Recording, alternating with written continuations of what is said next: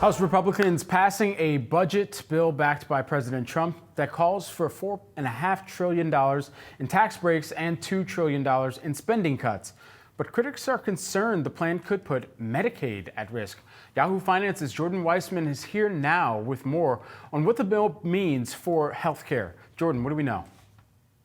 So the key thing to know about this bill is that it does not say outright that Republicans are going to cut Medicaid. And that's something Republicans have been emphasizing. It does not say, oh, these are the specific cuts. Instead, what it does is it calls for at least $880 billion worth of cuts over 10 years from the committee that oversees Medicaid, right? So it's basically saying that as they go through this legislative process to pass Trump's agenda, they're expecting a lot of these savings to come from Medicaid. They're just not saying exactly what they're doing yet. And if you do see those kinds of cuts, I think most experts are accurately predicting, pretty much devastation for a lot of state Medicaid programs.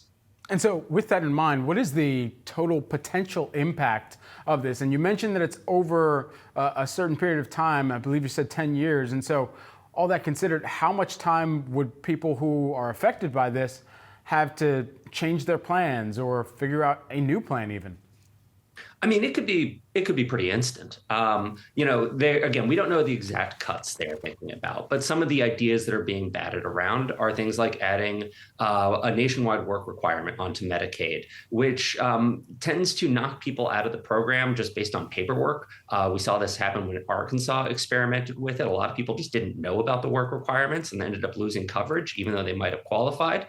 Another idea they have is lowering the amount that the federal government pays states for Medicaid, right? The federal share of the burden.